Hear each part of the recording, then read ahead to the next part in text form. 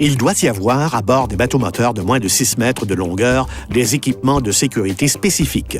Cette liste de vérification vous permettra de vous assurer que vous êtes en règle.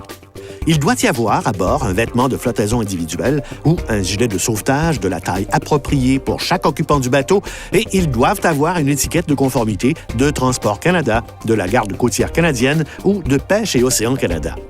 Inspectez-les pour vous assurer qu'il n'y ait pas de déchirure, de fermeture défectueuse ou d'autres défauts. Un vêtement de flottaison endommagé n'est plus approuvé. De plus, pour être légaux, ces dispositifs doivent toujours être accessibles. Vous devez avoir une ligne d'attrape flottante d'au moins 15 mètres de longueur. Il faut également une lampe de poche étanche et fonctionnelle. Avoir des piles de rechange dans un contenant étanche est une sage précaution. Ajoutez à cela 3 fusées pyrotechniques de type A, B ou C. Assurez-vous que leur date de péremption n'est pas échue et rangez-les dans un endroit sec et sécuritaire. Un dispositif de signalisation sonore est aussi requis pour pouvoir appeler à l'aide. Il vous faut un dispositif de propulsion manuelle, comme un aviron, ou une ancre avec un câbleau d'au moins 15 mètres. Vérifiez ce cordage et ses attaches régulièrement et rangez le tout dans un endroit accessible. Vous devez avoir une écope ou une pompe manuelle avec un boyau d'évacuation suffisamment long pour évacuer l'eau par-dessus bord. Quand vous naviguez dans un secteur que vous ne connaissez pas, vous devez avoir la carte marine la plus récente de ce secteur. Les publications nautiques, les avis aux navigateurs, les instructions nautiques, les livres des signaux et les tables des courants et marées peuvent être également requis. Si vous naviguez dans un secteur où il n'y a pas d'aide à la navigation, vous devez avoir un compas. Un extincteur de type 5BC doit se trouver à bord de tout bateau doté d'un compartiment moteur fermé ou d'un réservoir de carburant fixe.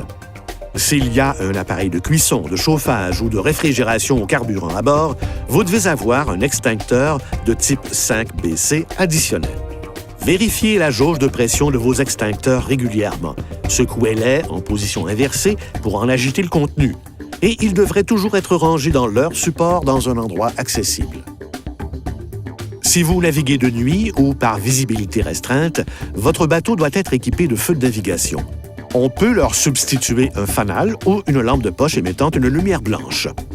Les petites embarcations non métalliques qui naviguent dans des secteurs où le radar est en usage doivent avoir un réflecteur radar. Cependant, les bateaux de moins de 8 mètres n'y sont pas tenus pour des raisons pratiques ou si cela ne compromet pas leur sécurité. Les bateaux dont le franc-bord excède 50 cm, soit 1 pied 8 pouces, doivent être équipés d'un dispositif de remontée à bord, comme une échelle de plateforme de baignade ou une échelle amovible.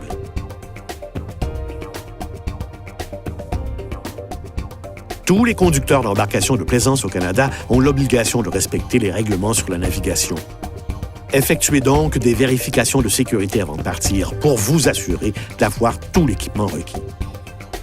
Vous pouvez même bénéficier d'un service d'inspection gratuit de votre bateau si vous le désirez. Il suffit de communiquer avec les escadrilles canadiennes de plaisance pour qu'un de leurs spécialistes en sécurité nautique vous rencontre à votre bateau. Il s'assurera que tout est conforme, qu'il s'agisse de l'équipement de sécurité ou des permis. Il pourra également répondre à vos questions sur la sécurité nautique.